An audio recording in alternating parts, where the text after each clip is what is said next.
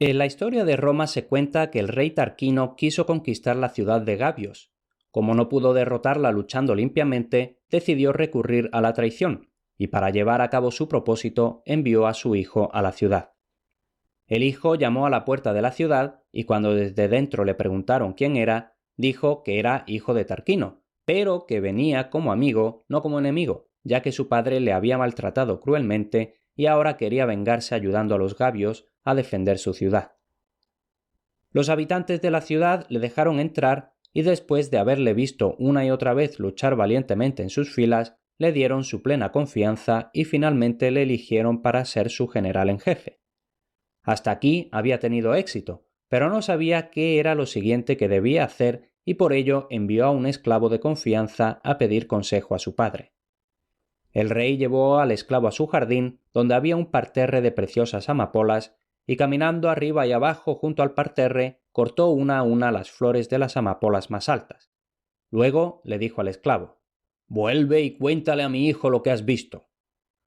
El esclavo no sabía cómo aquello podía ser una respuesta a la pregunta que se le había hecho, pero cuando hubo descrito detalladamente a su amo lo que había visto, el hijo comprendió perfectamente lo que significaba. Uno tras otro acusó a todos los jefes de la ciudad con un pretexto cualquiera y lo hizo con tanta astucia que sus conciudadanos creyeron que eran traidores y los condenaron a muerte o al destierro. Cuando la ciudad se hubo visto privada de todos sus mejores hombres, le fue bastante fácil entregarla a su padre. Del mismo modo, Tisafernes pensó que, con la eliminación de sus oficiales, los helenos quedarían indefensos y ya no tendrían coraje para luchar por sus vidas y su libertad. Pero no fue así, ya que a los oficiales que habían sido traicionados por Tisafernes le sucedieron otros aún más capaces. Por encima de todos, Jenofonte de Atenas, un hombre que hasta entonces había pasado casi desapercibido entre la multitud. Se adelantó y gracias a su inspiradora presencia, su buen juicio y su valor inquebrantable, se ganó la confianza de sus camaradas y los condujo por fin, pese a todas sus dificultades, a un lugar seguro. Jenofonte estaba en la flor de la vida por entonces, tenía unos 40 años. Había nacido y se había criado en Atenas, y en su juventud asombró a todos por su notable belleza, que era tal que parecía indicar excepcionales cualidades del corazón y de la mente. El sabio Sócrates se encontró con él un día por casualidad y se sintió tan atraído por su aspecto que le invitó a unirse a su grupo de amigos. Sócrates tenía un gran número de amistades, tanto jóvenes como ancianos, con los que solía debatir a diario todo tipo de cuestiones con el fin de inspirarles amor por todo aquello que era verdadero, noble y bueno. Jenofonte se hizo uno de sus alumnos predilectos y las enseñanzas de Sócrates cayeron en tierra fértil. El hermoso y talentoso joven se convirtió en un hombre sabio y virtuoso. Se dice que algunos años después, cuando Jenofonte tenía unos 30 años, Sócrates tuvo una vez la oportunidad de salvarlo de un gran peligro. En una guerra entre atenienses y beocios, Jenofonte servía a su patria como soldado de caballería y Sócrates iba a pie. Los atenienses fueron derrotados en Delio y se vieron obligados a huir. En el bullicio y la confusión, Jenofonte cayó herido de su caballo y habría muerto pisoteado por sus compatriotas o a manos del enemigo si Sócrates no se hubiera percatado de su peligro y se hubiera apresurado a socorrerlo, llevándolo en sus fuertes brazos hasta que estuvo lejos del lugar de la batalla. Otro de los amigos de Jenofonte era Próxeno de Beocia, 10 años más joven que él. Desde muy temprana edad, Próxeno había ambicionado ocupar un lugar destacado como líder del pueblo y con este fin se había puesto bajo la tutela del famoso orador Gorgias.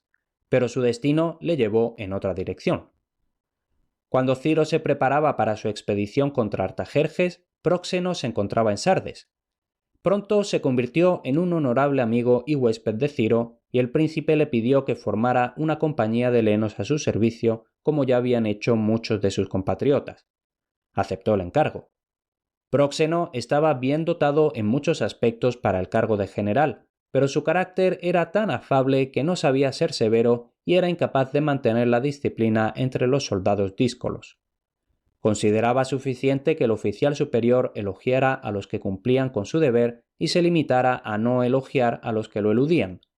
De este modo tenía más miedo de molestar a sus hombres que ellos a disgustarle, y se esforzaba más por no molestarles que ellos por cumplir con su deber. Los buenos soldados le eran entregados, pero los malos no tenían reparos en desobedecer sus órdenes, pues sabían que era un hombre indulgente. Próxeno era todo lo contrario del severo Clearco. Próxeno, lleno de afecto y entusiasmo por Ciro, escribió a Jenofonte instándole a que fuera de inmediato a Sardes y se reuniera con el príncipe. Dijo que le presentaría a Ciro y que Jenofonte nunca se arrepentiría de aceptar la invitación, y añadió que él mismo amaba a Ciro incluso más que a su hogar. Siempre que Jenofonte tenía dudas sobre alguna decisión, acostumbraba a pedir consejo a Sócrates, y así lo hizo en esta ocasión.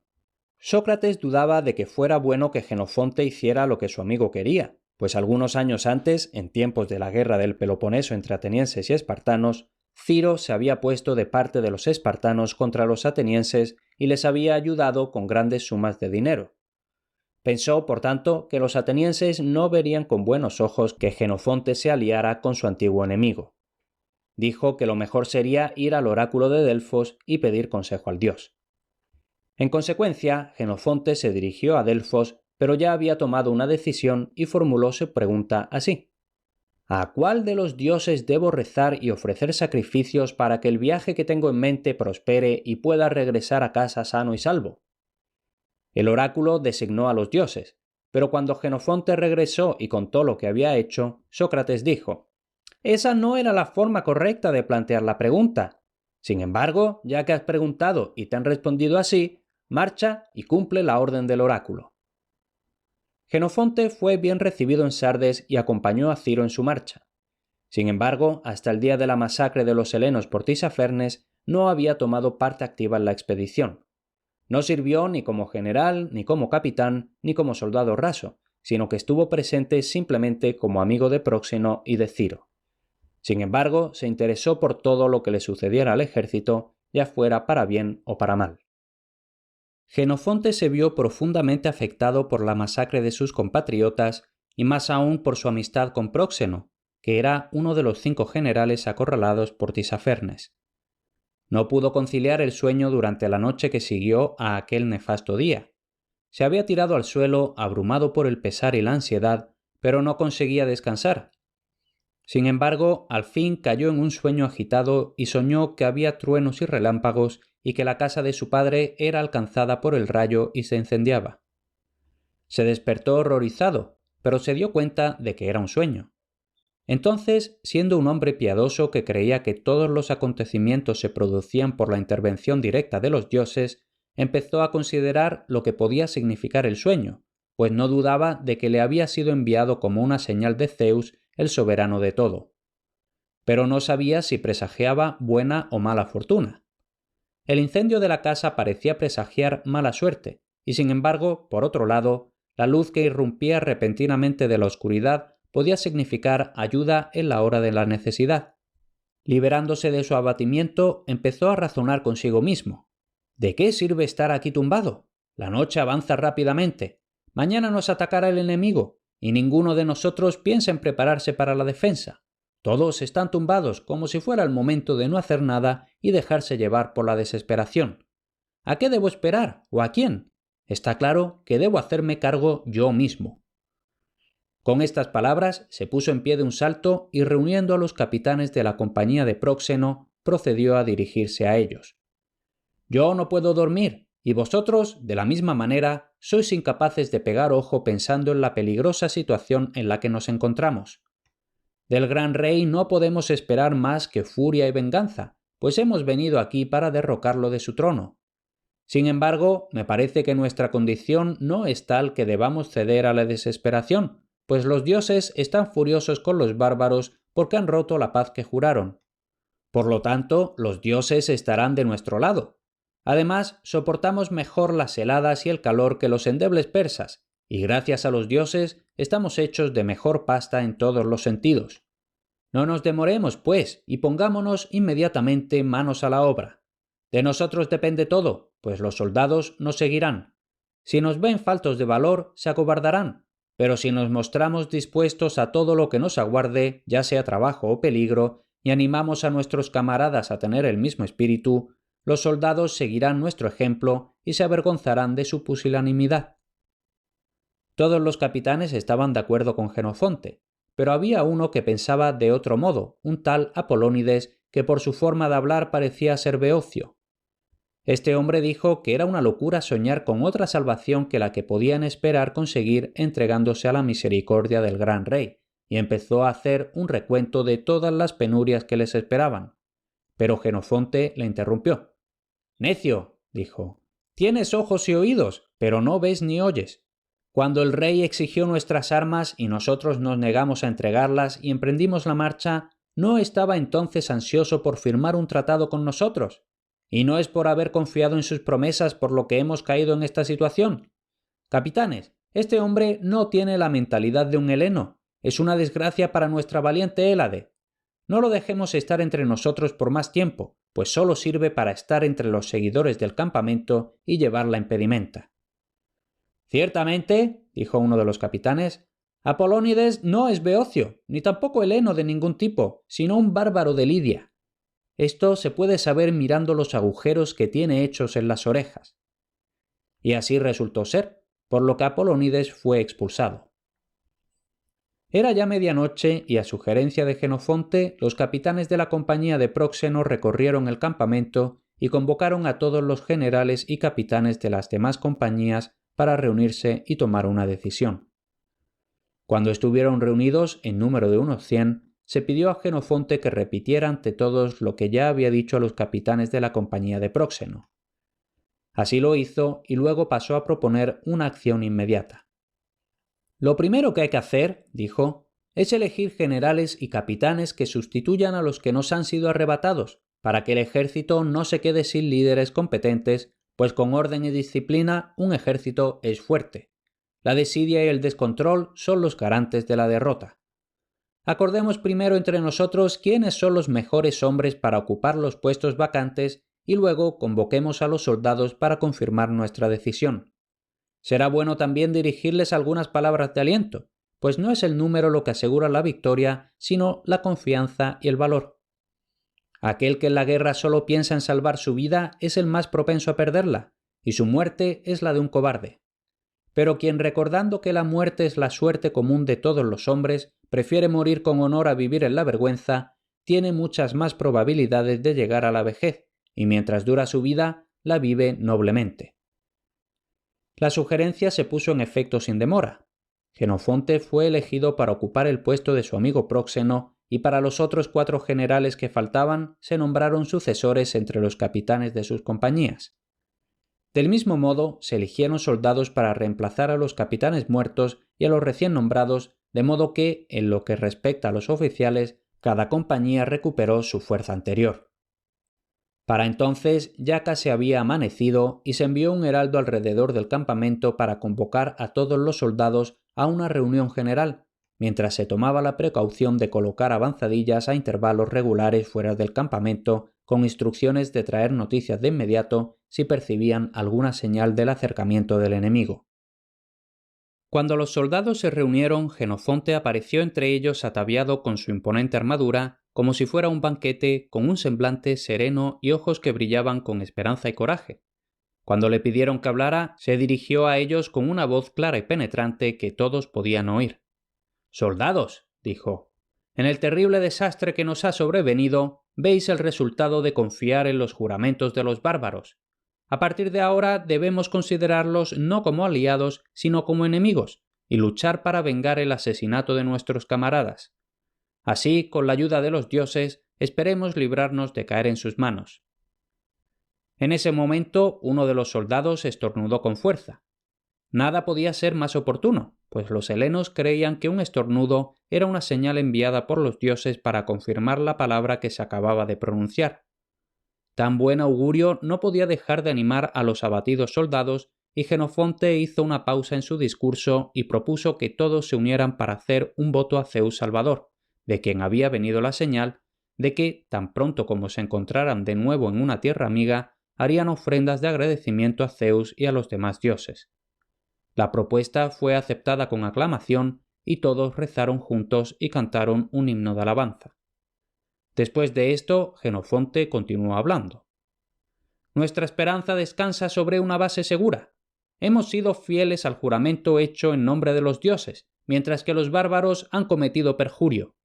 Los dioses no permitirán que queden impunes. Su cólera se volverá contra nuestros enemigos, y su ayuda estará con nosotros. Pueden humillar a los poderosos y exaltar a los débiles, y pueden, si quieren, salvarnos de nuestra desgracia. No tengamos en tan alta estima los recursos persas. Los misios y la pequeña nación písida desafían al gran rey. En medio de su imperio viven como hombres libres y tienen muchas ciudades grandes y florecientes. ¿Acaso somos inferiores a los misios o a los písidas? Recordad a nuestros antepasados y las famosas victorias que obtuvieron. Los persas se presentaron con un poderoso ejército para arrasar Atenas, pero el pequeño ejército de los atenienses se enfrentó a ellos con un coraje inquebrantable y los hizo huir vergonzosamente. Después llegó Jerjes con un ejército incontable como la arena del mar. ¿Y qué fue de él? Nuestros antepasados vencieron a aquel ejército por mar y por tierra, y los gloriosos resultados de sus victorias perduran hasta nuestros días. Hasta el día de hoy nuestras ciudades son libres y sobre nosotros no reconocemos más señores que tan solo los dioses eternos. Además, vosotros mismos habéis sido puestos a prueba y no habéis fallado. Hace poco tiempo que os enfrentasteis a los descendientes de esos mismos bárbaros. Su número era muchas veces superior al vuestro, pero con la ayuda de los dioses los derrotasteis, y se dispersaron como la paja con el viento, sin que ninguno de ellos pudiera miraros a la cara. Y en aquel tiempo luchabais por Ciro, un extranjero, para ponerlo en el trono. ¿Con cuánto mayor celo lucharéis ahora, cuando la batalla sea por vuestra propia salvación? En último lugar, que cada uno de nosotros se esfuerce en cumplir con su cometido.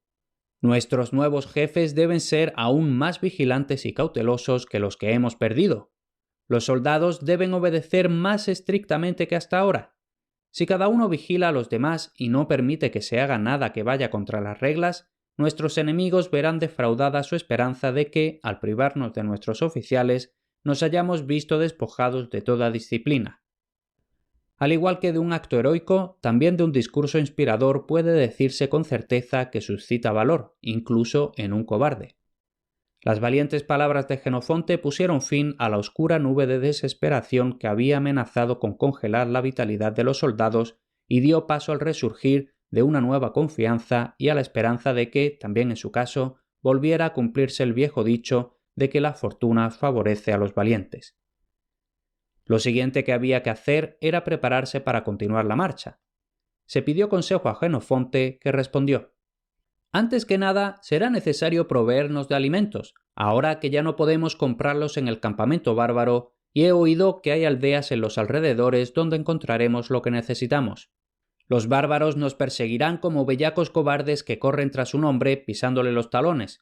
Si el hombre se vuelve hacia ellos, huyen inmediatamente, pero, en cuanto continúa avanzando, vuelven a perseguirlo como antes. Por tanto, propongo que adoptemos la forma de un cuadrado hueco y coloquemos en el centro a los seguidores del campamento y a los animales de carga, para que no haya riesgo de que el enemigo les corte el paso. Que Quirísofo ocupe el puesto de honor y encabece la vanguardia, como corresponde, pues es espartano, y que los dos generales de más edad se encarguen de los flancos, mientras Timasión y yo mismo comandamos la retaguardia. Si después de un tiempo deseamos hacer alguna alteración, siempre será fácil. Quien quiera proponer algo mejor que esto, que hable ahora». Todos guardaron silencio. «Que levanten la mano entonces los que estén de acuerdo con mi plan», gritó Jenofonte. Todos levantaron la mano y se aprobó la propuesta. Había otro asunto sobre el que Jenofonte quería llamar la atención de sus camaradas. Sabía lo desventajoso que es para un ejército en campaña ir cargado con una gran cantidad de impedimenta y aconsejó que se quemara todo lo que no fuera absolutamente necesario para la marcha. «El que quiera enriquecerse con botín», dijo, «debe vencer al enemigo. Solo los vencedores pueden defenderse y hacerse con el botín de los vencidos. Cualquiera de vosotros que quiera volver a ver a sus seres más queridos, que recuerde que debe actuar como un hombre». También esta propuesta se aprobó a mano alzada, y una vez terminada la reunión, los soldados se dispersaron para examinar sus posesiones y elegir entre ellas las cosas que eran indispensables. Si alguno de ellos tenía cosas que no necesitaba, pero de las que otros carecían, se las daba a sus camaradas. Luego se encendió una gran hoguera y en ella se arrojaron todas las demás cosas junto con las tiendas y los carromatos. A partir de ese momento, los jefes indiscutidos del ejército fueron Quirísofo de Esparta y Jenofonte de Atenas, pero sobre todo Jenofonte. Todos estaban de acuerdo en que estos dos hombres eran los más aptos para el mando, y los demás generales pensaban que, llevando a cabo con presteza todo lo que ellos propusieran, podrían contribuir con toda seguridad al bienestar presente y a la salvación final de los valientes 10.000. Hasta aquí este episodio. Dos cosas antes de despedirme hasta el siguiente. En grandeshéroes.com están listados todos los libros en los que se basan mis podcasts. Los tienes disponibles en papel y para Kindle y por un precio justo y bastante reducido puedes apoyar mi labor en este podcast. La otra cosa es que si te gusta todo esto del mundo antiguo y clásico, es probable que te interesen los contenidos que envío frecuentemente en mi boletín. Apúntate gratis en grandeshéroes.com/boletín.